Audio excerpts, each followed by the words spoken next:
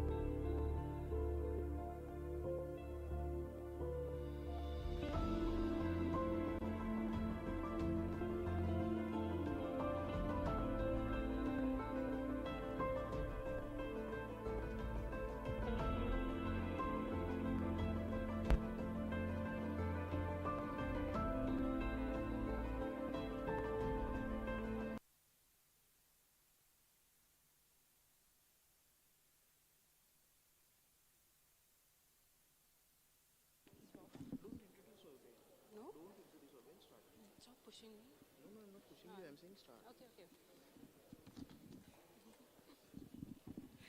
Good evening, ladies and gentlemen. And I'm Chaha Dalal. I shall be your host for today evening. And I'm absolutely stoked to see all of you lovely people over here. I would like to welcome you to Just Urbane's inaugural book launch. And I'm pretty sure we're all excited after knowing whose book we are going to launch today. So today we have Dr. Shashi Tharoor with us. It's an immense honor to have you over here, sir. And I cannot wait to see the unveiling of his new book. Do we know the name of it? Of course we do. The book is called Pride, Prejudice, and Punditry. So I would like to give a warm welcome once again to all you lovely people over here.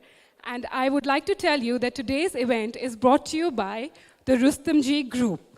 Without further ado, let me introduce the Rustomjee Group to you. The Rustomjee Group has carved a niche in the ever-growing real estate sector with a development portfolio of 16 million square feet of completed projects, 10.9 million square feet of ongoing development, and 22 million square feet of planned development planned across Mumbai's metropolitan region. Rustomjee Group's portfolio includes 2 township developments in Thane and Virar, as well as large as residential developments, office complexes, retail and educational institutes. The premium gated communities and standalone projects of Rustomjee are spread across Mumbai city in Prabhadevi, Bandra, Khar, Juhu, Andheri, Kandivali, and Borivali. The Rustomjee Group is committed to value adding to the lives of the homeowners through its core businesses, corporate social responsibility initiatives, and philanthropy. The Rustomjee Group ensures that every development blueprint includes child-friendly places, parks, playgrounds, and learning rooms developed in collaboration with eminent psychologists and trained specialists. This really sounds very interesting, but why not see an EAV to really tell you what they're all about?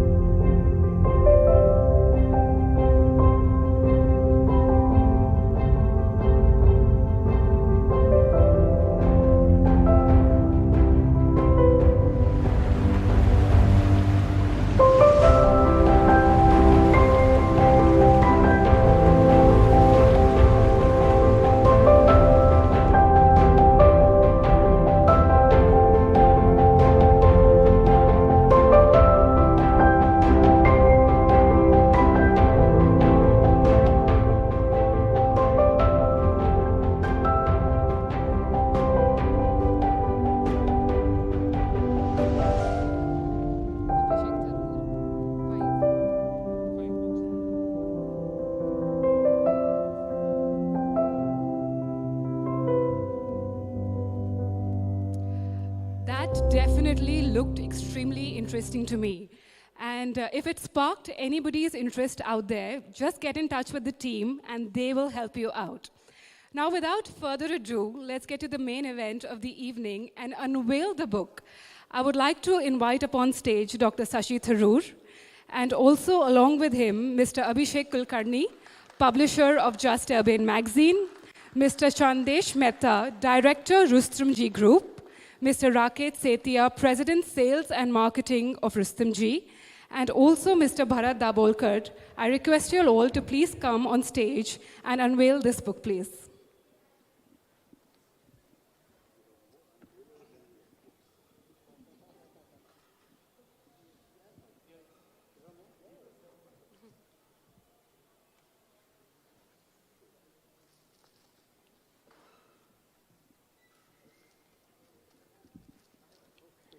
This is the moment we've all been waiting for. Can we have a big round of applause?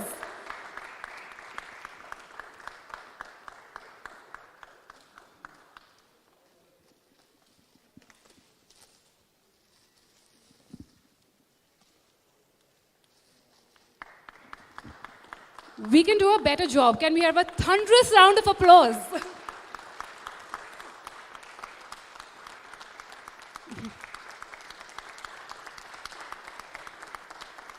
Wonderful. This has got me all excited. And I'm going to hand over the stage to Mr. Abhishek Kulkarni and Dr. Shashi Tharoor for a little bit of interaction, book reading, question and answers. And thank you so much, gentlemen, for coming up on stage. I will hand over the evening to you guys.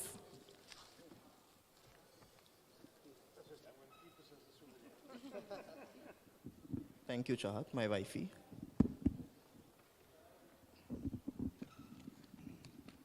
This goes on the luggage to identify my suitcase. Welcome again, Dr. Tharoor. This is very interesting because we've been planning this event for the last 2 years, and exactly about 2 years back was the first date when we, which was 24th of February 2020, and then unfortunately the pandemic happened, the lockdown happened, then a whole lot of reasons due to the pandemic, and now finally we are here, and I'm more than delighted to have you here to do this event. Good to be here, Abhishek. It's always lovely to be back in Mumbai. And thank you, Chahat, for the warm introduction. Thank you. I would first like to ask you something which is not about the book, but just the number that is there. This is the 23rd book of yours. That's true. When I met you first 5 years back, your Twitter profile stated that you are an author of 16 books. And today it's less than 5 years. That was probably not updated yet. So it's less than 5 years, and you are the author of 23 books now, and congratulations to that. Thank you. So like I first mentioned, when we met back in 2017, and since then I have seen you the way you work, how busy you are. You have constant visitors coming in. You have ranging from ambassadors to political personalities, and sometimes people like me who randomly give you a call saying that I want to have a coffee with you when I'm in Delhi. But with all of that, and then you're writing, and when you've written so many books, tell me, when do you get time to write, and what's it like? When do you read and when do you write? Well, you only need to find something when you've lost it in the first place. So I try not to find the time. I just try and carve it out of the day. And frankly, that's usually at the expense of something else that might be more relaxing, but would probably be less productive. So yes, to some degree, it comes at the expense of entertainment, of seeing movies, going out with friends, or spending a longer time at a dinner party than one needs to. So yeah, I mean, there's always some trade-off. But at the end of the day, I write when I can, and when I can is often quite late. Life has made me into a night person, in the sense that I would come back from a dinner party by 11, and sometimes the dinner in Delhi hasn't been served yet, but nonetheless, I would make my excuses and slip away, and then I would probably write from 11 to 1:30. I mean, with the passage of time, those are not habits I want to keep maintaining.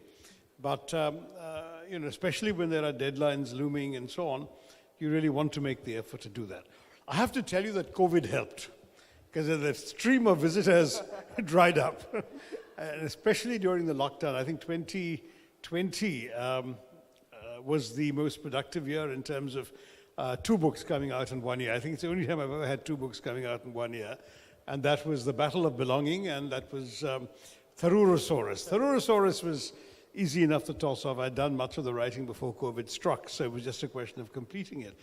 But The Battle of Belonging required a lot of research and reading, which I would not normally have found the time to do, were it not for COVID. Suddenly the time opened up, and I was able to devote the sustained attention to it that would not otherwise have been possible, and so that's why 2 books in 2020.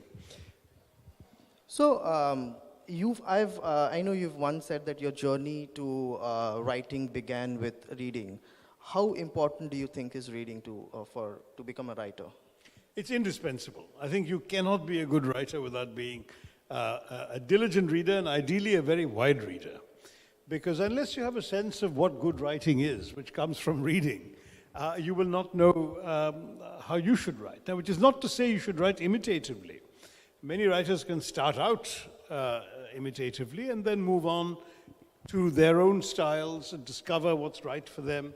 And again, there are many writers, including myself, for whom what they enjoy reading may not be what they are good at writing. And therefore, it doesn't have to be that you would emulate that. But the advantage of reading widely is that you get exposed to a wide variety of styles, you get exposed to a wide variety of ways of treating everything from description to dialogue. And then we also find that your vocabulary goes up, because when you come across the same word in 3 different contexts, in 3 different books, you'll understand what it means without having to look it up in a dictionary. I very, very rarely have looked up words in a dictionary, because in fact, the usage is more useful to a writer than the literal meaning. And I find that that reading gives you all of that. Right. That's nice. Now I would like to come to this particular book, this Right. wonderful book that you have written. And in one of the topics that's warring for peace that you have written, and something that's to do with today's scenario, you have been a passionate defender of the United Nations. And in your own words, and I quote, you've said that was intended, the United Nations was intended to stand for a world in which people of different nations and cultures would look on each other not as subjects of fear and suspicion, but as potential partners, able to exchange goods and ideas to their mutual benefits. You've often reminded us of the memorable words of former United Nations Secretary General Dag Hammarskjöld, who once pointed out that the UN was not created to take mankind to heaven, but to save humanity from hell. Yeah, that's right. Talking about that, in today's, in how the United Nations has been treated, let's say, by the China and the United States, then with Russia. with what happened with the U.S. coming into Afghanistan after, U.S. leaving Afghanistan after the Taliban came in, and then now what's happening with Russia. And don't you think it's the future of United Nations or the reputation of United Nations is somewhat changing in that? What do you think? It's a good question. I'm proud to say that I have actually written an article on this very theme, which will appear on thequint.com tomorrow morning, Monday morning. And it's precisely because this is the question that so many are asking in the aftermath of the headlines from Ukraine. Why couldn't the UN do anything about it? Wasn't it supposed to be the organization that brought world peace and security? And is it so hapless and hopeless that it's not able to do that? And the answer, quite frankly, is that the UN essentially is both a stage and an actor. It is a stage where all the member governments of the world, the member states of the UN, get together. And when they agree on something, then the actor, that is the Secretary General or the peacekeeping forces or the UN agencies, they have an opportunity to be effective. They have an opportunity to work and deliver. But when it's a question, quite simply, of the stage being unable to come to agreement, that member states fundamentally disagree, then the UN cannot act. And in particular, when the UN was set up, 5 countries, the victors of World War II, were given permanent membership of the Security Council with the right of veto. And one of the reasons for that right of veto was to ensure that none of the big countries would ever have a reason to leave the organization. Because the big powers realized you can't have a UN functioning if a major power decided not to participate. The League of Nations collapsed because the Americans never joined it, even though it was originally their idea. Then the Germans were expelled when they marched into Czechoslovakia. The Russians were expelled when they marched into Finland. The Italians were expelled when they marched into Ethiopia. And suddenly, this platform no longer incorporated all the countries that were capable of going to war with each other, and World War II broke out. So they didn't want to repeat that mistake, and they said, let's create a structure which no one will have any reason to leave, because no one can take any action against their vital interests. And the result basically is that the 5 permanent members have the right to veto any condemnation of any of their actions. And the result is, of course, that the Russians quite predictably vetoed the resolution, which was drafted quite mildly. It didn't even say condemn, it said they would deplore the decision of the Russians to march into Ukraine and essentially violate some pretty cardinal principles of international law, the inviolability of international borders, a respect for territorial sovereignty of countries, and the principle that you must not resort to the use of force to settle your disputes or to pursue your goals. And Russia has done all of that without the slightest compunction, and when the rest of the world said this is not good, Russia simply vetoed it. So the result now is, yes, there will probably be a debate in the General Assembly, and the General Assembly may vote overwhelmingly to take a negative view on what the Russians have done. But the General Assembly ultimately is a toothless body. It cannot enforce its decisions. The Security Council, on the other hand, where all members agree, could have mounted a peacekeeping operation to separate the warring forces or whatever, but that's not going to happen because the Russians vetoed it. And that's something we have to understand. That's where Hammarskjöld's point, that you can't expect the UN to be a perfect body. That is a body which says, which can take mankind to heaven, as he put it. But what it can do is, in situations where it's possible for agreement, it can prevent things from getting worse. To that degree, it can save humanity from hell. But talking about this Russia-Ukraine thing, and you have been a Minister of State for Foreign Affairs during the UPA government. What do you think today is, how is it going to affect India? What's happening with Russia? And to what extent will it affect India in terms of other relationships with either of those countries? Well, the effect is going to be bad. It already is bad. But a lot depends on how long the war lasts.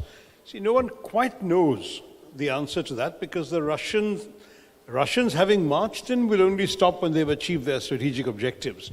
And we don't really know what their strategic objectives are. Do they want to change the government in Ukraine? Do they want to capture the eastern half of the country, which is a majority Russian population, Russian-speaking population? Do they want regime change in the capital, Kyiv? All of these things you can infer from statements by Mr. Putin, but you can't know until they decide. Now remember, we've been a victim of the Chinese marching in '62. We had no idea what they wanted, how far they would go, and when they would end. And suddenly they decided they had achieved their objectives, taught India a lesson in their language, quote unquote, and then they declared a ceasefire unilaterally and marched out again. Now, the Russians could do that too in Ukraine. Having made their point, they could stop and march out, and that would be the end of that. But if it takes very long, then there'll be problems. The short-term problems are obviously economic ones. There's a major spike in the price of oil and gas because Russia is a major supplier of both, already crossed above $100. There's an immediate downturn in the stock markets everywhere, including in India, because obviously investors are spooked by the prospect of war, by the reality of war. Clearly, our budget is going to be in trouble because the assumptions of the finance minister were already questionable. I did question them in Parliament, but when you look at the fact that she seemed to be assuming that inflation would be only 3%, and I think anyone here who's been to the market knows that inflation is already well above 3%, clearly it's going to be much more. And she based her budget figures on an assumption of $75 a barrel for gas and oil, I beg your pardon, for crude oil, and it's already over 100. So her numbers have gone for a toss already, and the longer this lasts, the worse it's going to be. If the Russians, who are now under sanctions, are ostracized for much longer, then trade is also going to, international trade is going to be affected, and the boost that trade gives every economy will also be affected. On top of all of this, you've got this uncertainty, as I said, about how long they'll go on. For us in India, we were trying to do a sort of delicate dance between Russia, whom we needed to counterbalance China, and Russia has been growing closer and closer to China, so we were not sure how effective that counterbalancing would be. Russia has not only become very friendly with China, but has been warming up to Pakistan, so that's partially a signal to us because we were getting closer to America as well, and our membership in the Quad, which is hostile to China's interests, was also therefore potentially going to be looked at askance by the Russians. So all of this was happening. Now suddenly you're in a situation where the Americans who are talking about the Indo-Pacific and China, suddenly their focus has shifted to Europe and Russia. And will they therefore take their eye off the Indo-Pacific? Will the Quad cease to matter so much to them? Will they leave us alone to fight our own battles with the Chinese if the Chinese decide to attempt a repeat of what happened in Galwan? We don't know. And on top of that, if the Pakistanis are also part of a new warming with the other side, our traditional unwillingness to choose sides may simply become untenable. We may have to choose. And at this stage, our government doesn't seem to know what it wants to choose. As you know, we took a very wishy-washy stand at the United Nations, where we did not name Russia, did not condemn the invasion, did not even use words like invasion or use of force or whatever, out of a desire not to antagonize the Russians. So I think that, we are very much in a cleft stick. And I'm sure that Mr. Modi and company are very, very anxious to see this war end as quickly as possible. But until it ends, it's bad news for all of us. And I think certainly for all of you who are hoping for growth and prosperity in India, the news for the economy is not terribly positive either in the short term. I'm going to move to a slightly lighter note. Please. When I was reading... Let's cheer ourselves up. So when I was reading the book last week, two sections that really touched my heart were, one, you have written My Father's Heart, and the second one is Mother's Drive. One of the most, I think those can be one of the most memorable chapters when we move on and when the book comes. You have mentioned about your relationship with your father and with your mother, and there's a difference between both relationships. There's a relationship of heart with your father and a relationship of, let's say, a divine discontent with your mother. Can you take us through or tell us more about your relationship with your wonderful parents? Well, I mean, my father was my hero. He was the source of all my inspirations. He was a kind of type A guy, worked very hard, but also was full of energy, sort of working on various extracurricular things after work. So when he discovered, I was enrolled in Campion School in Bombay in 1963, he discovered they didn't have a parent-teacher association, so he founded it with the school's blessing. So he was the founder of the Parent-Teachers Association of Campion. He was very active in the advertising club here, was secretary of it, founded their newspaper or magazine, Solus. In Calcutta, he started something called the Bengal Kerala Cultural Society when he discovered Bengali culture and found it very attractive after moving to Calcutta. He was that kind of guy. So he always had lots of things to do, full of ideas bursting. He loved words, and he would invent word games for my younger sisters and I to play, including a game very much like Wordle, which has now taken the world by storm. 50 years ago, he invented the same game. He'll imagine a 5-letter word and we'll have to guess it. Just like Wordle, except there weren't all these little squares on the internet. The basic concept was exactly the same. And we would play it on long car journeys and so on. He just was an amazing man. Died very young, well, by today's standards, certainly very young, 63. But throughout, it was something which I would say both consciously and unconsciously shaped the kind of person I became. At the same time, he was astonishingly liberal for a parent of his generation.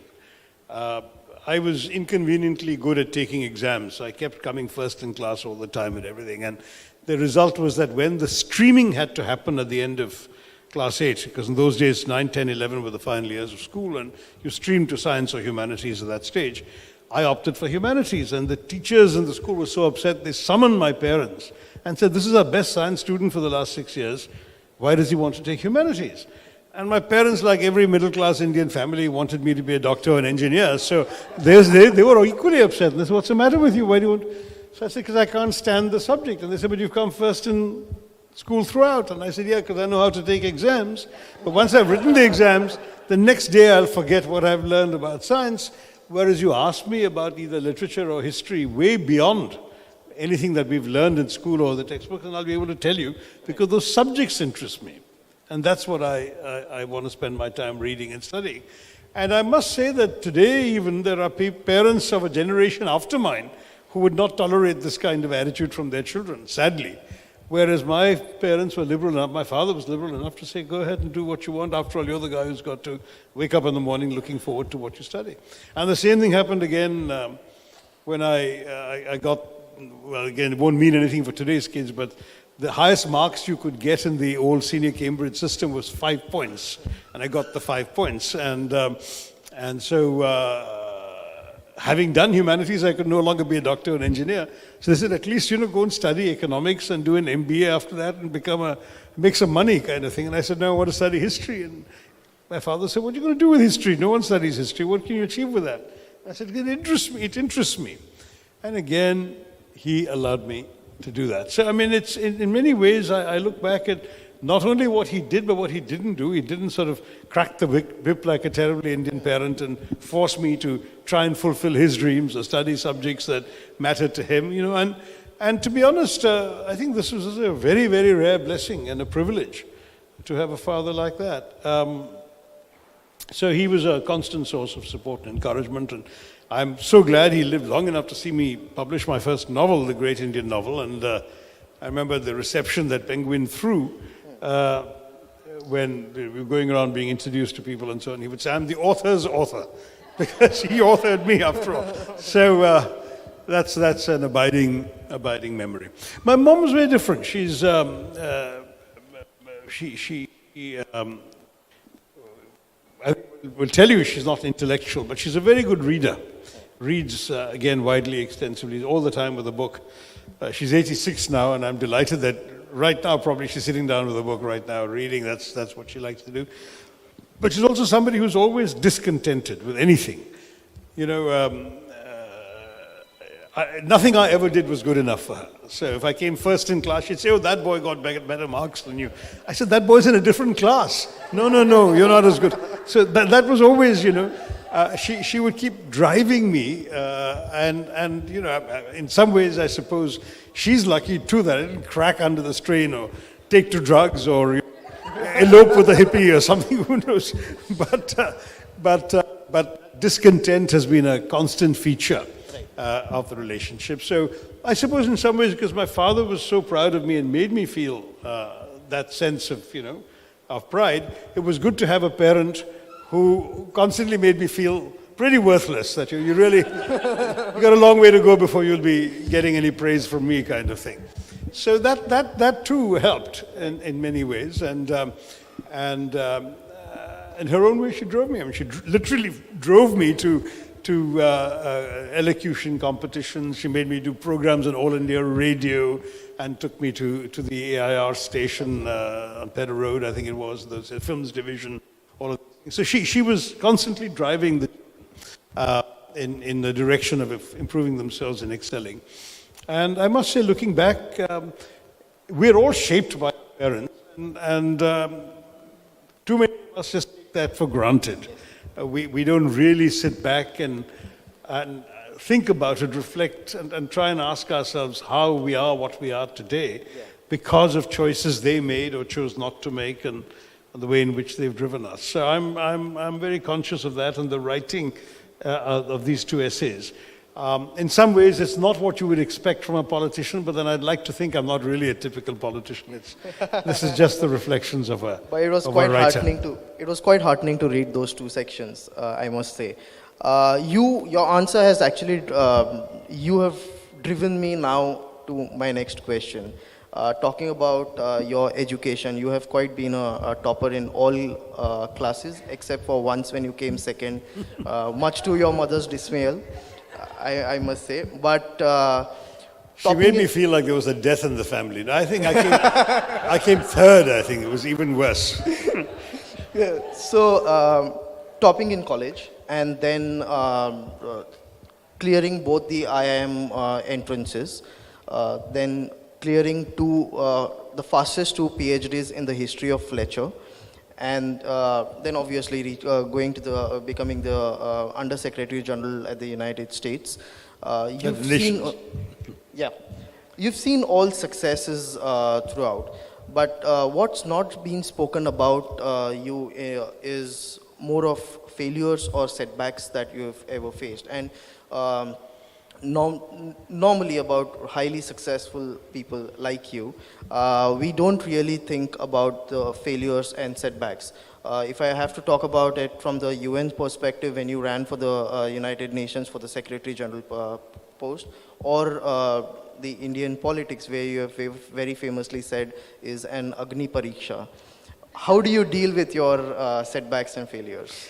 Well, yeah, I mean, in many ways, I think one gains and learns and grows as much through failure as through success. I mean, I certainly, in my own life and experience, had, I suppose with hindsight, had a pretty smooth ride professionally for most of my career, getting into the UN despite coming from India, which by then was an overrepresented country, working in some interesting assignments and rising pretty fast, making it to the peacekeeping department just at the end of the Cold War. In fact, it wasn't even a department, it was a little office at that time, and then watched the whole thing grow under me, as it were. Then working in the Secretary General's office, I had had a tremendously blessed sort of career when the invitation came from Prime Minister Manmohan Singh to consider running for Secretary General. Of course, I leapt at it when they decided to nominate me. And as we know, it was, as Groucho Marx would say, close but no cigar. I fell short by 2 votes in the Security Council. And one of those votes was an American veto. So it was the death knell, you know, when a veto comes, that's it. So looking back on that period, I had allowed myself to believe that my entire professional life had been a preparation for that position, because I was the only candidate in the fray. There were 7 candidates, including a deputy prime minister, a prince, 3 foreign ministers. It was really quite a stellar cast of characters. One of the people I got more votes than went on to become president of his country. Another one was president of her country, Latvia. So it was a very impressive lot, and I came second in that list. So I don't really have to feel that bad, you know. Even my mother, I think, didn't make me feel that bad. I was coming to that. How did your mother feel about it? But at the same time, I was actually the most qualified in terms of having worked in every aspect, every important aspect of the UN's work, humanitarian with refugees, peacekeeping, and therefore the Security Council, administration, because I ran the largest department of the United Nations, the Department of Public Information, which had 800 people in 77 countries around the world, and which I had to sort of streamline and reform and bring into the 21st century. So it had been a very wide-ranging experience, and I thought, you know, no wonder so many ambassadors have come up and said you should contest, because in fact I would bring a certain level of awareness of how to run the institution. But it was not to be. And then you tell yourself, okay, so you thought it was going to be something, it didn't work out, what next? And it was very clear, Ban Ki-moon, the victor, was generous enough to invite me to remain at the UN in a field assignment. I said no, not because of anything else, but the fact that I felt that at that point, if I lingered on in a job that I had, after striving for a job that I'd failed to win, that anything I said or did would inevitably be either casting a shadow on the person who actually won it, or would become used as a comparison and so on. And I just thought it was better to make a clean break and leave. So there I was at barely 51, suddenly out of a job which I had expected in the normal course to be doing well through my 50s and even early 60s. And so I essentially had to reinvent my life, and that was quite something. But I did take comfort in the Gita. I mean, the basic core message of the Gita that I have derived from reading various translations of it is that you should do the right thing without expectation of reward or heedless of the result. So if it was the right thing to do, then it was the right thing to do. And it doesn't matter that you lost doing it. And I think that gave me a lot of strength and comfort when this bad news had struck. Because ultimately, I look back, if I knew if I hadn't contested, I would still be there. And I would have continued enjoying the position that I had enjoyed and excelled at. But I would have always perhaps had a voice in the back of my head saying, missed opportunity, why didn't you try? Did you lack the courage? Whatever. So trying and failing was still worth it because it was the right thing to do. That's the way I ultimately saw that. The setbacks in India were different. It was when I came into Indian politics as a rank outsider. I had no godfather in politics. I had no parent or uncle or anyone up the family tree with a network of political contact. I basically had to work to create it from scratch myself. And that was an enormous challenge, which to some degree, looking back on it, I'm pleasantly surprised I was able to cope as much as I was able to. But in the process, of course, I ruffled a lot of feathers. A lot of people were not able to adjust to my presence in their midst. And various knives were brought out, some of which were buried in my back and some in my front. So the result was that the first couple of years particularly were very rough. I resigned from my ministry and with great regret because it was a job I was doing well and that I enjoyed. But at the end of the day, I grew in it and I ended up actually managing not only to be elected 3 times, but I'm now the longest serving MP ever that Thiruvananthapuram has had. Keralites don't like to re-elect their MPs very much. They're very high standards. They throw them out as soon as they've seen a little bit of it. And so nobody who has been MP for Thiruvananthapuram, including some fairly famous names in Kerala. V.K. Krishna Menon was MP for Thiruvananthapuram one term. There was a former chief minister, also one term, 2 former chief ministers, both also one term. So having actually managed to make it past the existing record is something I can look back upon with gratification. And so maybe the price of the backstabbing and the resignations and so on were a price worth paying at one time. But you have done a fairly good job in whatever you have done. You spoke about your age. If your Wikipedia profile wouldn't have revealed your age, then I don't think people would have said that you're still 50 or 51. You've very nicely written on the youth of the country, or betting on youth.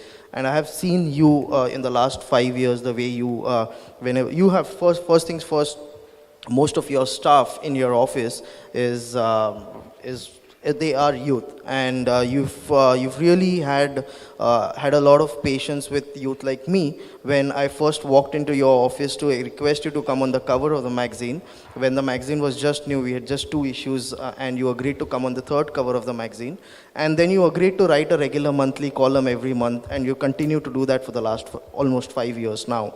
What is your sense of how important are youth for this country, and how would they?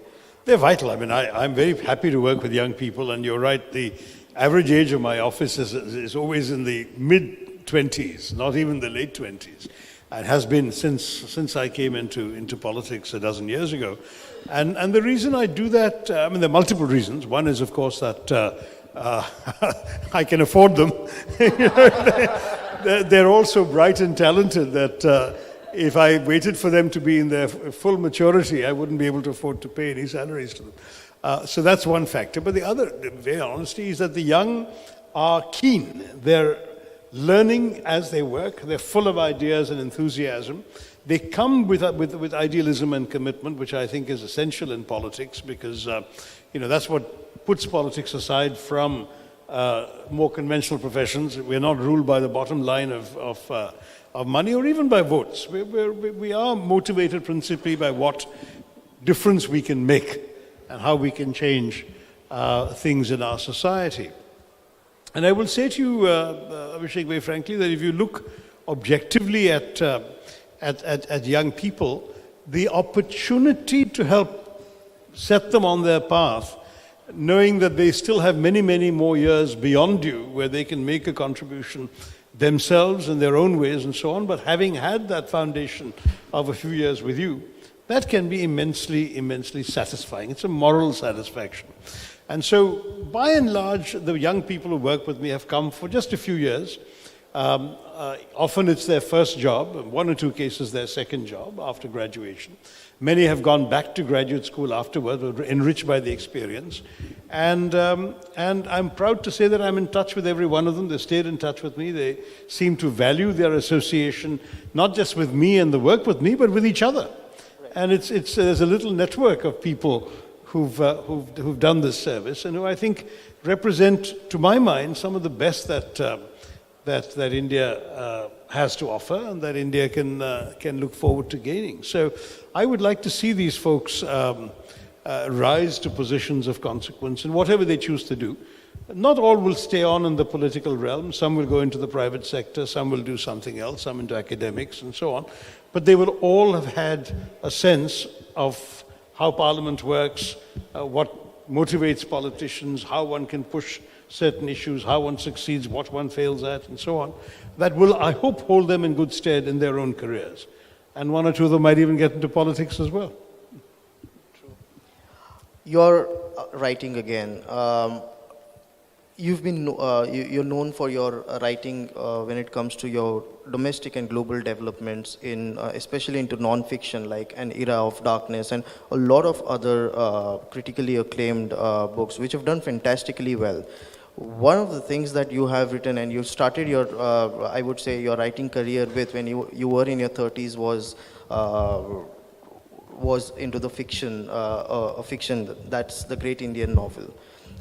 Do we see Shashi Tharoor writing fictional again, or are you going to continue doing a non-fictional? No, yes, absolutely. I really do want to write fiction again, simply because every time I publish a book, I get a dozen letters from fans, and probably more than that, messages on social media and so on, saying, when do we get a novel again? And it's now been more than 20 years since my last novel, Riot, which is to be made into a film sometime next year on one of the OTT platforms on television.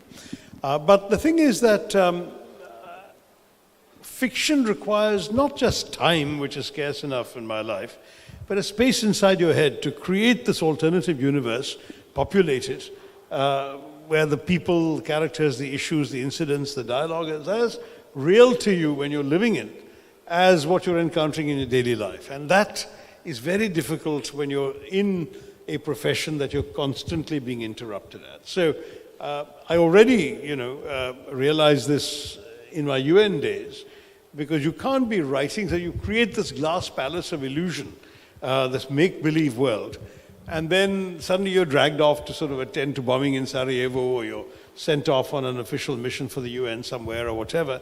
And by the time you come back, there's a crack in that glass palace because you've forgotten. And with two or three such cracks, the glass will actually shatter. And so my laptop is littered with half-begun novels. Whereas if you look at non-fiction, it's essentially what we're all doing. We're talking non-fiction right now, right? We're talking prose, we're talking words. So you can just write something, you're interrupted, you can't touch it for weeks.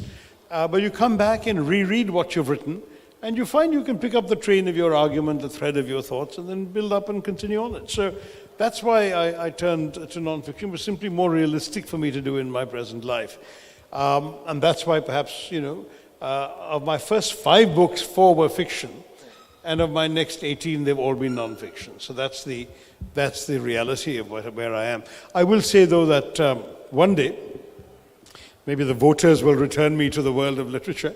But if not the voters, at some point I will want to take the time, tell my publishers, don't badger me for any more non-fiction books. I have one more coming out, which I haven't said coming out because I haven't finished writing it yet, but I'm writing a non-fiction work, a short biography of Dr. Ambedkar, from a perhaps slightly different perspective from the existing biographies. And once I've done that, and I am massively behind because For example, I didn't write a word or even read a word throughout the recently concluded Parliament session, and we're about to go into another Parliament session, so the book will be delayed, but the idea was to have something that could come out on the 75th anniversary of our independence, which is looming in a few months. So I'm hoping to get that done. And after that, perhaps I can go back to fiction, which will take me a long time to write because of this problem, but we'll see.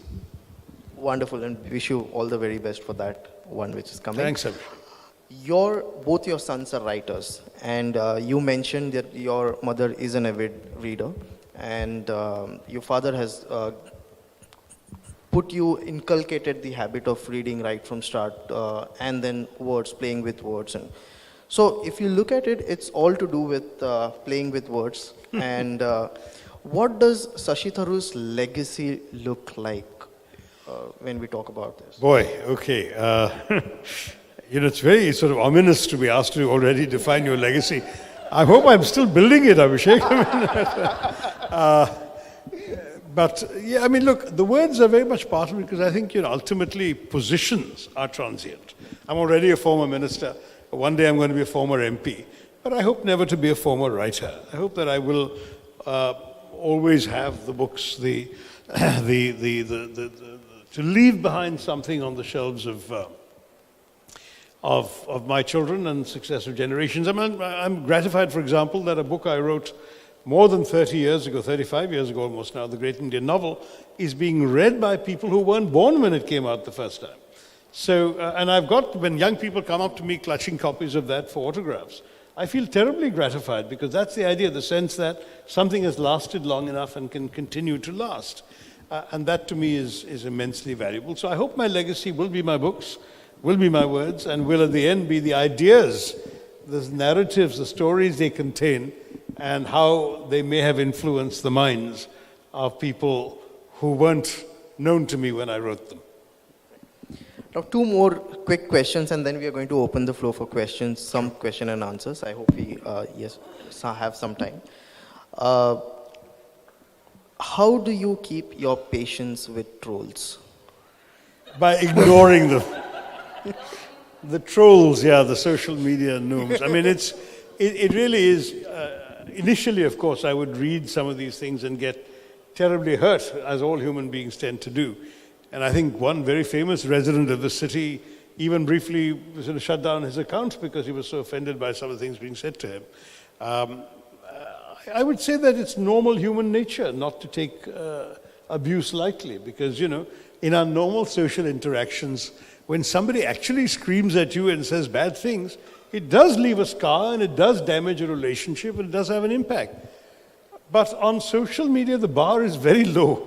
I mean, people will say the vilest things to you who don't know anything about you, don't know you at all as a person, have no contact with you. In fact, often don't even use their real names. I mean, they have some anonymous handles behind which they're masking themselves to say all this offensive thing. And I learned the hard way that if I didn't want to be heard 10 times a day or however often I had time to look at social media feeds, the best thing to do was just to ignore them. So it's not that I don't read messages addressed to me. I can't read them all because there are over 1,000 a day on Twitter alone and obviously more on Facebook and Instagram and so on. I just can't. It's not realistic. But what I do is when I go on the phone, usually in a car between appointments or something, just to tweet, I will also make it a point to read some messages at random.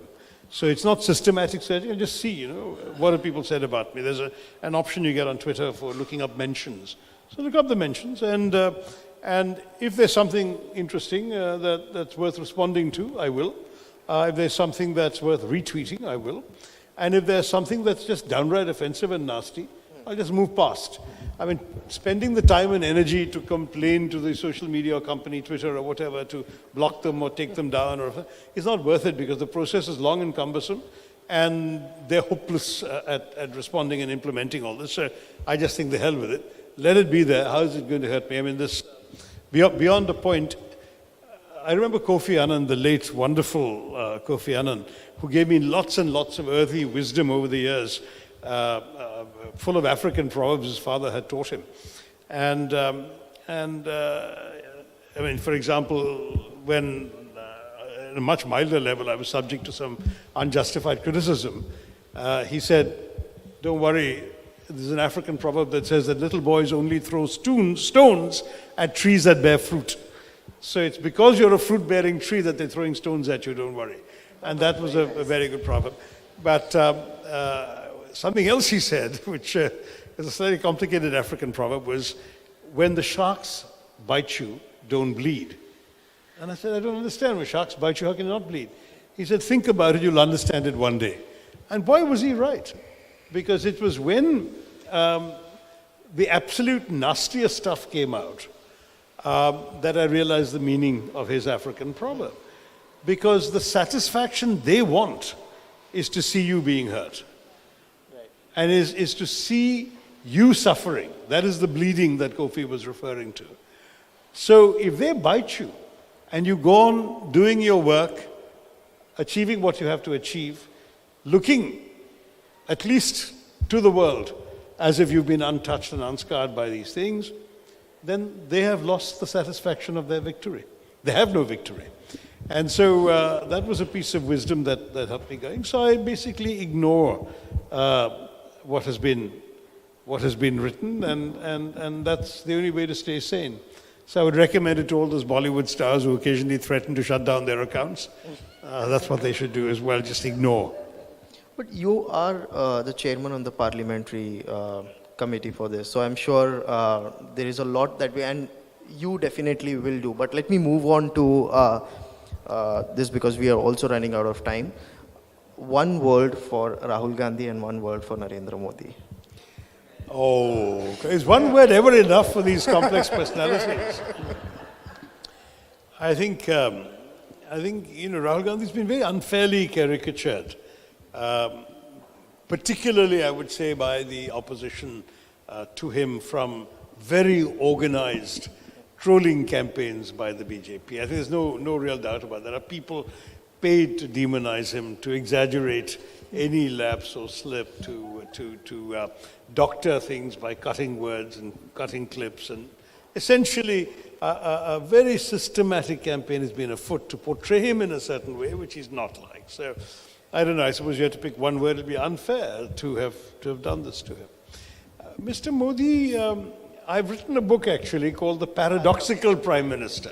So if I had to pick one word, it would be paradoxical, because he says some of the right things. And I know there are many people in our country who admire him and have voted for him, and I'm not knocking them for it, because he does say some of the right things. His diagnosis very often of what this country needs is not bad at all. And a lot of these prescriptions for the future, if they actually could be implemented, or were being implemented, could be applauded. But the paradox is that, in fact, there's such a gap between the rhetoric and the reality. And I'm sad to say this, but the bigotry, the hatred, the communal divisiveness that is also being spewed from that same Prime Minister is what makes him such a paradox. You can't take India to a higher plane by depending for all your political support on the most regressive, the worst elements of our society. And unfortunately, I don't think he's been able to rise above that crippling paradox that has given us the reality of the last 8 years in this country. Well, thank you. And now I would like to open the floor for a couple of questions. Anyone ready with their questions? And can we have the mic, please? Okay.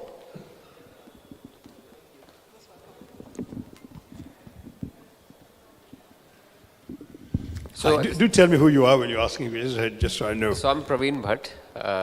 So I'm going to be a resident of this place. Uh-huh. So big fan of yours, me and my wife. We bought your 2 books and we want to autograph. But sure. You've been a great inspiration in terms of reinventing yourself, and this is sort of politics time. What would it take to reinvent the opposition in our country? What would it take to reinvent the opposition? Because if you look at it today from a naked eye, it just feels that there is just one sort of party. Right. I mean, we've been through this, as you know, with the shoe on the other foot, when the Congress seemed so dominant. And the solution that the opposition parties found, in a small way in 67 and a big way in 77, was to unite, to overcome the differences amongst them and to unite in facing the behemoth of the time, which was the Congress Party. So I would still recommend the same approach. The way in which they all united in terms of merging into each other in the Janata Party, that may not be feasible, but they certainly can find agreement on a common set of programs and principles that they could share with the nation and agree not to undercut each other's vote. I mean, it's a sheer mathematical reality that in the last two elections, the BJP won overwhelmingly with 31% in 2014 and 37% in 2019. And that means that even in their higher victory, 63% of those who voted didn't vote for them.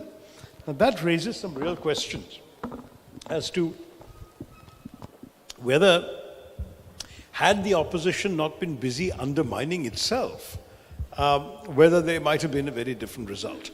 Now, you can go constituency by constituency and add up those seats where a united opposition could have defeated the BJP, and you'll probably find a lot more than the margin of majority the BJP had. So that in any way still remains the most likely answer to your question, Praveen.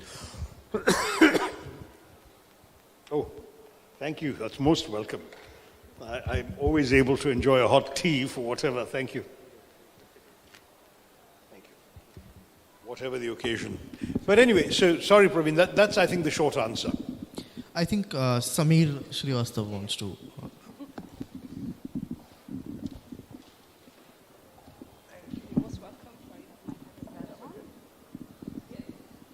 Hi, this is Neera. I'm an author, perhaps in my diapers. I've just written about 5-6 fiction titles. Wonderful. That's more than I have. Just a word, some wisdom for authors. How do you stay unaffected by either adulation or shame, and yet not let it affect the intensity of your drive to create? That's got to come from within you, Samir. I know it's self-motivated. It is. But, it is. And, yeah. you know, I saw this in Kofi Annan, this sort of sense of being so anchored in yourself that neither pleasure nor pressure sways you from who you are. I'd like to think that people who've known me all my life, from my childhood onwards, say this guy's no different. Whatever positions he may have held or whatever rank he's had or whatever, he's the same guy that we saw when he was in school or college or whatever. I'm proud of that because that's the kind of person I've always sought to be. I've never tried to feel redefined by these externalities because ultimately who you are, you know best. Yeah. And very often these criticisms as well as the admiration come from people who don't know you well, right? Either they don't know you at all or they know you from a distance. So if there's praise that makes you feel like you're a superwoman and in your heart you know you're not a superwoman, remind yourself of what you know about yourself. And equally, if they tell you you're an absolute whatever and you know you're not that, remind yourself of that too. Ultimately, self-knowledge is the answer. That sense that you're rooted in who you are, and because you have those roots deep, you won't let other people's axes splinter those roots. Yeah. Sure. It's not easy. I know I'm trying to make it sound too easy. It's not. And especially when the criticism is unfair and unjust, and perhaps a large number of people believe it, and you know they believe it. You know, I've been through an awful period when there was enormous amounts of lies being told about me in the public press and socially. And I knew that the moment I walked out of a room, there were whispers being made that was simply not true and were at the same time deeply hurtful. But I told myself, the strength you have comes from knowing the reality, knowing, you know, having a clear conscience, and at the same time having some faith in yourself. Yeah. That must sustain you. Thank you so much. Sure. Can I, sir wants to ask one question.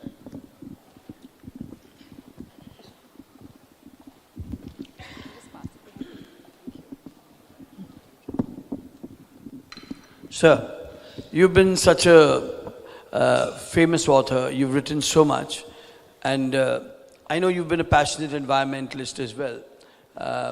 Back in the day, our association's been so long, 5 years back, you did some good messages on environment. And environment is some subject which synchronizes with the youngsters, with the youth generation, because there's more concern in the millennials about this planet Earth, because they got to live on this more than us, okay? So with them, and they look up to Shashi Tharoor as a youth icon. I have my daughter here and the other one at home, and they've been tremendously in awe of Shashi ji. I don't know why. I mean, the age difference is like she's just 15, and still they idealize you. So this being a very youth-centric issue and a subject, and environment being something which the world leaders have been talking about, and you specifically being in politics and a parliamentarian and a former minister and a very passionate environmentalist, which I know of. We just did a program in which you spoke so fabulously day for essay. So do you in some point of time, plan to, I mean, with the issues like the air pollution, the biodiversity, the plastic pollution, and the knowledge that you amass, would you like to ever in life pen a book on this most interesting? And I know this is very close to your heart of whatever I know about you. So will the people of the country or the world ever see you writing something on environment ever? This is Asif Bhamla, who roped me into celebrating World Environment Day with him in Bombay, and who wants me back this year for the same purpose. And I think it's a very important cause, and I'm glad you've taken it up, Asif, through your Bhamla Foundation. And there's no question that the environment is an issue that affects us all, and that is frankly far, far more serious than people have allowed themselves to realize. But I think there's a lot of good writing being done on it. I mean, I'd like to think when I write something, it's something that I'm pretty sure that I know better than most people, and therefore when I write with authority. On environment, I'm an amateur, and I'm very happy to lend my voice to draw attention to it. But the real work and the real knowledge, honestly, I don't have, that others have. And I'm very happy to publicize their work and their efforts, because the environment is so important to us. I have been leading a roundtable in Delhi of MPs and other stakeholders on clean air. And I've been doing it for 5 years already. In fact, today we just concluded the virtual edition of our fifth roundtable. It would have been 6 were it not for the COVID pandemic. So I will continue doing my bit, but let me write stuff that nobody else could write, and leave you guys to do the writing for environment that I'm happy to support. So I think we can take one more question. Sir, what I want to ask you is, what is the secret of your winning thrice from Thiruvananthapuram? Different secrets each time. Because the intellectual disparity between you, this is my personal opinion, between you and the masses is huge. So what magic formula you throw every time so that they elect you? Bobby, it actually, so this is Bobby Mohanty, who's the Consul General of the Maldives here. I would say there are different answers for each election, honestly. The first one, I came in fresh from the United Nations. The seat was held by the communists, and they decided to attack me on precisely those grounds. This fellow is used to living in three-piece suits and working in air-conditioned offices. How can he presume to represent you, the people of Thiruvananthapuram? You know, vote for one of us authentic fellows. That was the Communist Party message, and echoed by the other opponents. It was a four-sided conflict. And I was very comfortable in the Kerala Munda, the dhoti, which I had worn on holidays in Kerala. And I would go out amongst the people, the hottest month of the year, the hottest times of the hottest days of the hottest month of the year. And I would speak to them in my very simple Malayalam, because I had not lived or worked or studied in Kerala. So I often joke that I'm Kerala's sole surviving illiterate, because I didn't actually learn Malayalam. I picked it up conversationally, and so I spoke very simply to them. But I would speak to people, and then I would say, look, as you can see, I have enough Malayalam to understand your problems, your hopes, and your needs. But far more important, I have the Hindi and the English to express those needs in Parliament in Delhi and deliver results for you here. So that worked. And I won by a record majority in that election. The next time around, they played dirty instead. And so, they were going around sort of knocking on doors and telling people, how can you vote for this chap? He murdered his wife, and this sort of nonsense, which was part of a very unpleasant and insidious campaign that was launched against me when my wife passed away. And I think what saw me through was, number one, the fact that I had, partially because of my earlier resignation, had a lot more time to spend with the people of Thiruvananthapuram, so they'd seen me on the ground, but also because I've been able to deliver a lot of results for them. I had been an effective constituency MP, and that, I think, made all the difference in the second election, because people could actually say, somebody who was getting trains stopping at the station in their local area, which had never stopped for the preceding decades, somebody who was seeing a highway project that had been stalled for 40 years, unblocked, and the highway being built. Those people say, this guy did all this, let's vote for him because he delivers. And so it was very much constituency-focused voting that helped me in the second time around. And the third time around, I think it was, honestly, there was a lot of concern about Mr. Modi's government. Thiruvananthapuram is the BJP's strongest constituency in Kerala. In fact, their only really strong MP constituency in Kerala. And they were the favorites to take the seat from me. And there was therefore a tremendous outpouring of consolidation of support behind me. I mean, there were people who were actually BJP supporters coming to me and saying, we can't afford to lose you. Tell us what you need, we'll come and support you. So that made a big difference the third time around. None of these three factors may be relevant for the fourth time, so I don't know whether you might still be asking this question in 3 years' time or not, but that's how it goes. But the honest truth is, at the end of the day, you have to be responsive and accountable. When I do my meet the people, meet the public sessions, literally hundreds show up. It's not a question of... and I make sure that every one of the problems they present to me dealt with. I can't guarantee 100% success rates because a lot of things people want require asking favors of others, of ministers and so on, and when you're in the opposition. Because my party is not in power either in the state or in the center. So I have to use whatever influence and goodwill I can muster, but I can't guarantee results. Still, if you try hard enough and earnestly enough and you do the people's work, they will probably recognize it. And the day they don't, as I said, I'll go back to writing. More hours to write. And one last question. Apart from writing, where do you position yourself beyond this MPship? Where do you think? Well, in a parliamentary system, you really don't have the luxury of answering that question. If it was the American type system where you can just say, I'm going to run for Senate and I'm going to run, look at Barack Obama, comes in out of nowhere, runs for the Senate, and during his first term as senator, runs for president and becomes president. Amazing story. India, we don't have any such thing. It's a parliamentary system. The party calls the shots. The party decides whether to give you a ticket. If you get the ticket, then you still have to work within the whip of the party and decide what's possible for you within the structure of the party. If the party wins, only then do you have a chance to play a role as a minister or whatever. And even then, the party high command will decide which ministry you get. So it's not in the hands of the individual politician in quite the same way as it would be, say, in the American system. So that is our system for us. Nothing I can do about it other than to occasionally write articles as to why we'd be better off with the presidential system, which I've done, explaining why. But for me, if I can be the best MP I can be, that's the job I've been given. And if my party does well enough, and we are once again in a position to help govern this country, then I hope that they will entrust me with some responsibilities that I can fulfill better than others, I hope. And if not, so be it. This is life, right? Read the Gita. Teaches you a lot of calm and patience with these opportunities. Thank you. Thank you so much. Great. Wonderful. Chat, would you take it?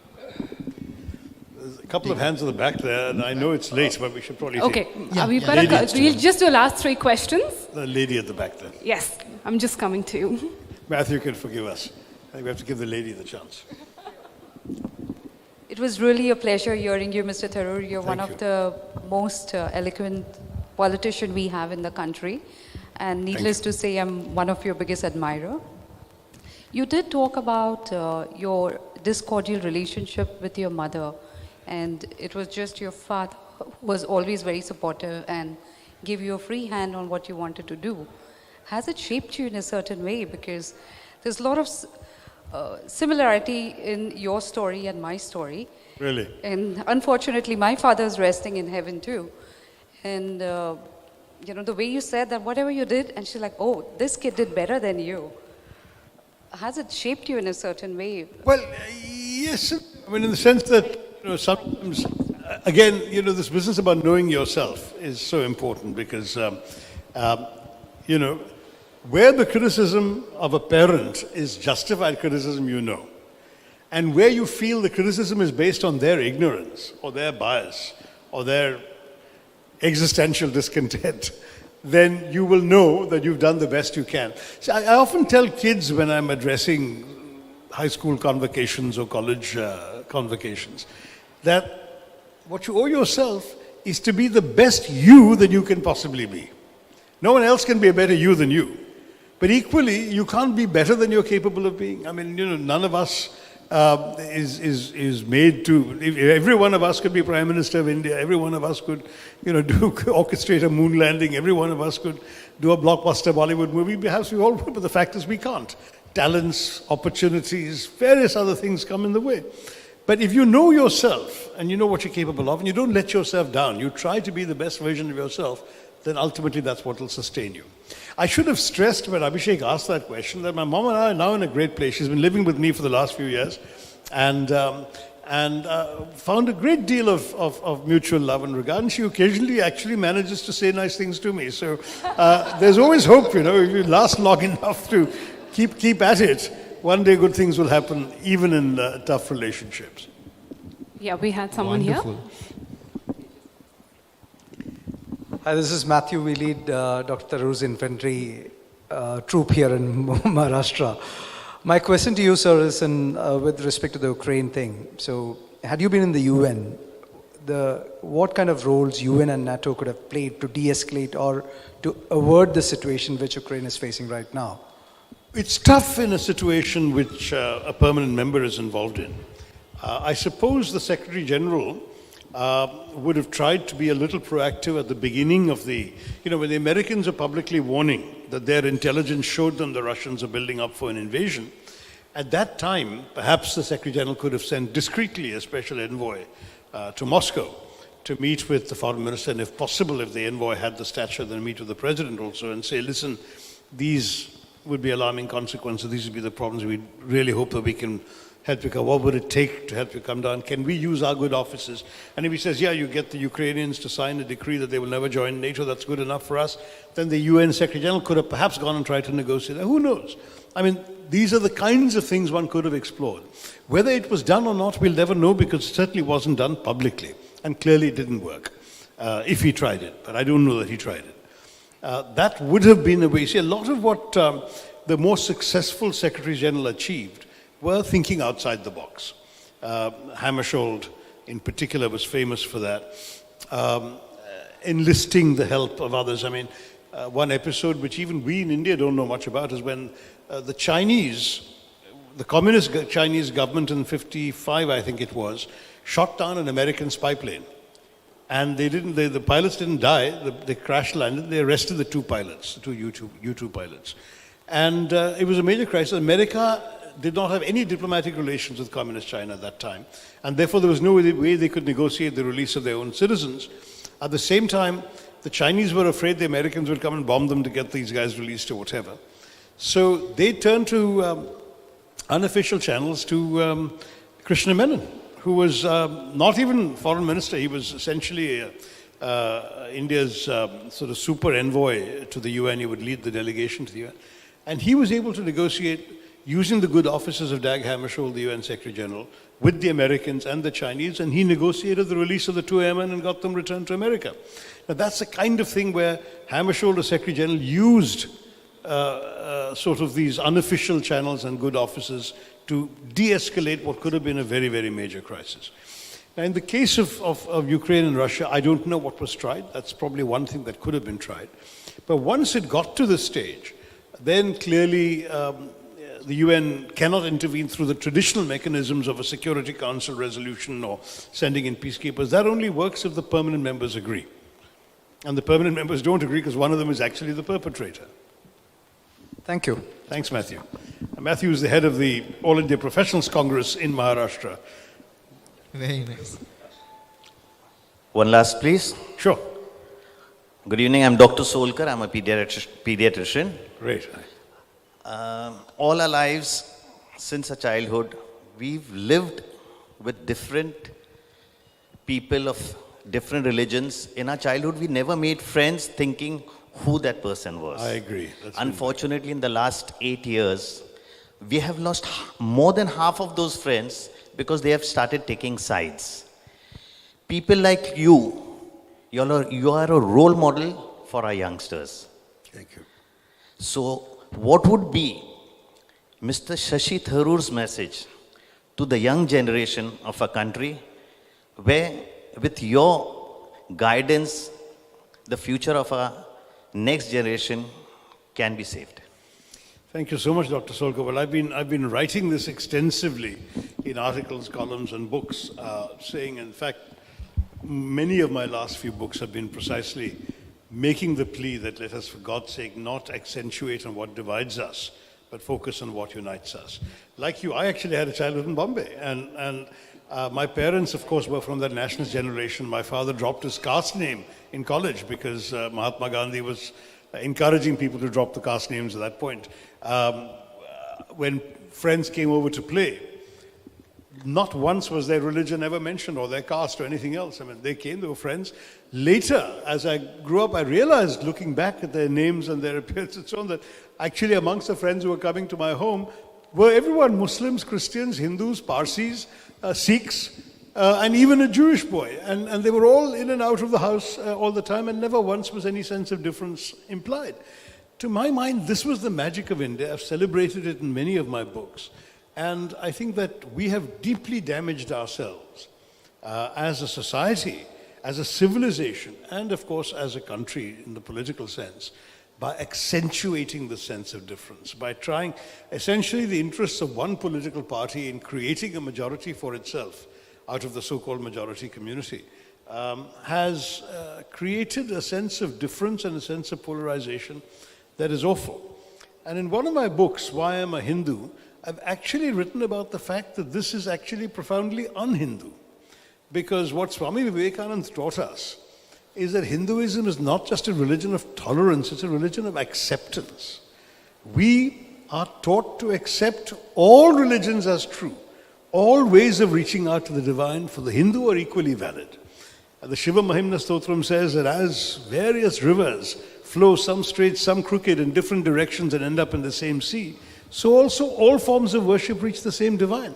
So how can a Hindu in the name of Hindutva attack people of other faiths? I said, this is actually the religious identity politics of the British football hooligan. You know, if you don't support my team, I'll hit you on the head with my placard. I mean, that's not Hinduism. That's a betrayal of Hinduism. And so the fact that for the last 8 years this has gained ground, particularly across northern India, is a matter of great disquiet for me. Certainly my ideas I've articulated without fear of favor. I want to explain, since many people have assumed otherwise, that my constituency is only 10% Muslim. In Thiruvananthapuram I have 10% Muslim voters. So I'm not saying it to win votes. I'm saying it because I believe it profoundly. I've been writing it since before I came into politics, and I will continue to believe it even if I lose an election. For me, what's important is that these values of what India is all about should be preserved. I think Bombay in particular was a great cosmopolitan city, which has frankly become less so in recent years. And as far as I'm concerned, I'm proud to represent a place where, Thiruvananthapuram, where literally there's this enormous cathedral, St. Joseph's, directly across from the biggest Jummah Masjid we've got. And then around the corner is a little Ganesh Mandir. And people know that area very well, and all three sets of people have gone to pray there all the time. There's never been any sort of incident or misunderstanding. And you know, the fact is, you look at our country, that's how we really are. You go to Diu, it's a short hop from Bombay, and look at the memorial to those who perished when that ship was sunk in 71 by the Pakistanis. They've got the names of every martyr, every sailor and Jawan on that ship. There's no religion or caste unrepresented there. You know, every name, you just go through them and the tears will start coming, because this is India. This is India that that died for us, to be safe. So let us never betray our own fellow Indians and the ideals for which our founding fathers and mothers fought, which sadly is what we're in the process of doing. When I see people who have so fundamentally, I'm sorry to say, betrayed the spirit of what India is all about, trying to celebrate the independence that they never fought for, I find it does sometimes stick in the throat. But anyway, we won't go there today. But let's hope that the young will rise above this. Let's hope that the young will not drink the poison that is being so liberally manufactured and sprayed around by some in our country today.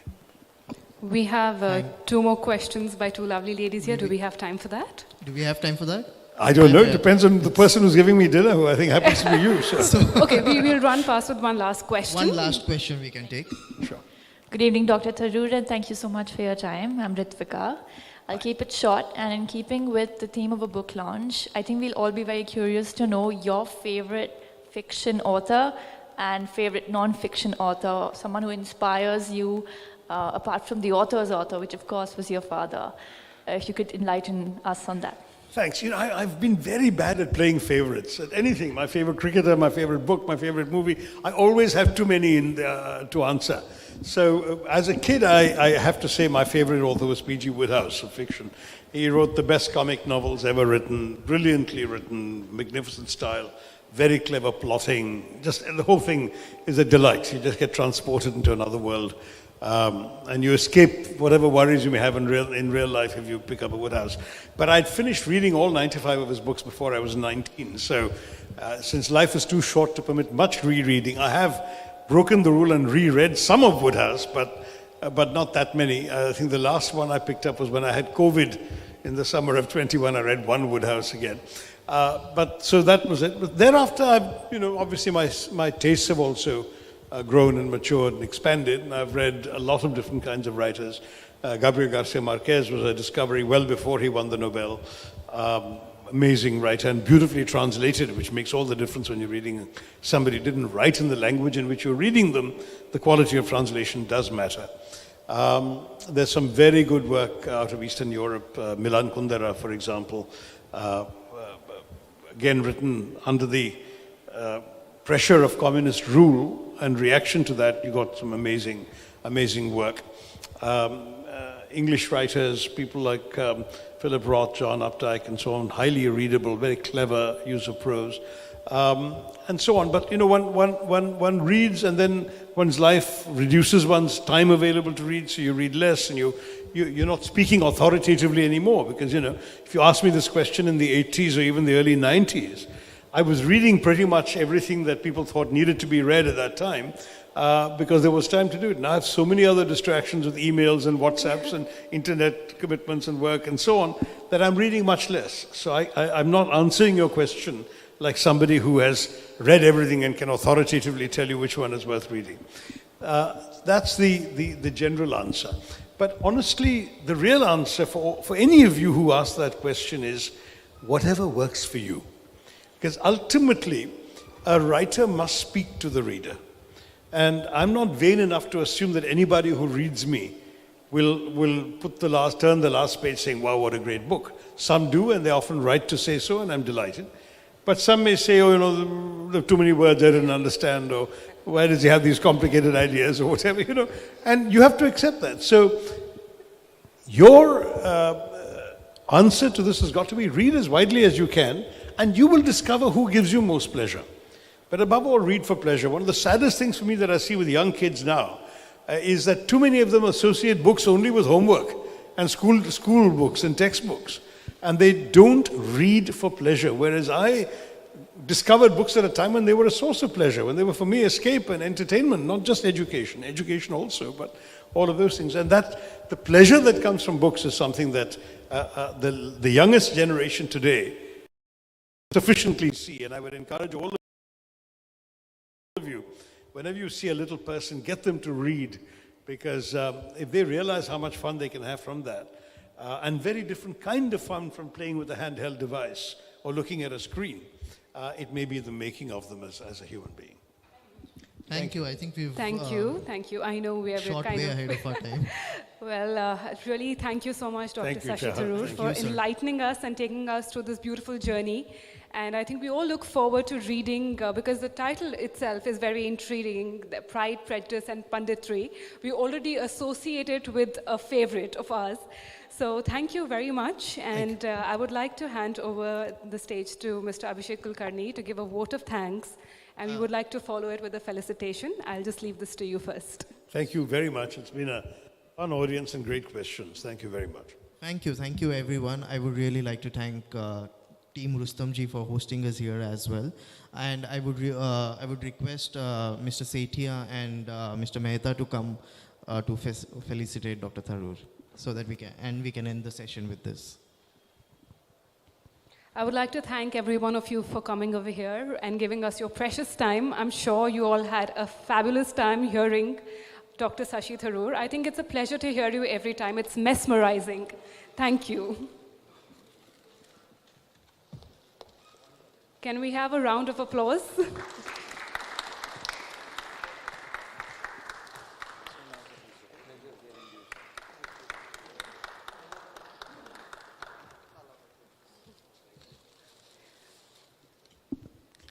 Thank you very much. I understand every time Dr. Tharoor speaks, you just want to hear more and more of it. I'm sure it's kind of a drug that we're all addicted to. And I'm glad that we can carry that drug home with the written word and reread it whenever we miss hearing you. So thank you very much for taking out the time to do this for us. Thank you, our lovely audience, for being so kind to come here and sharing this beautiful moment with us. I think we should all give a round of applause for everybody over here and Rustamji for this brilliant, spectacular venue. Thank you. And the books are available there. Please go pick up your copy. And I think Dr. Tharoor would oblige you for an autographed copy of it as well. A few. So I think whoever makes it the fastest. Thank you very much. And have a wonderful evening. Thank you once again for coming here. And this is Just Urbane signing off. Thank you.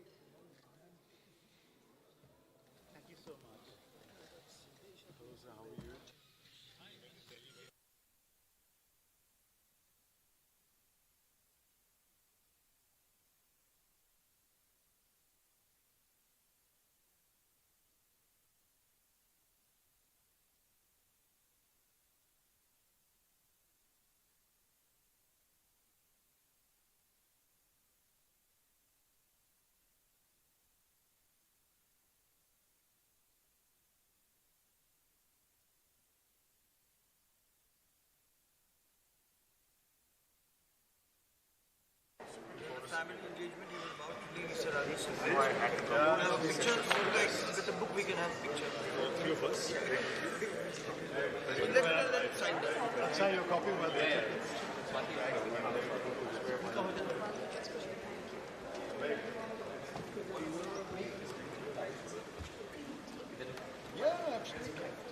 Mahendra भाई को shot लो सामने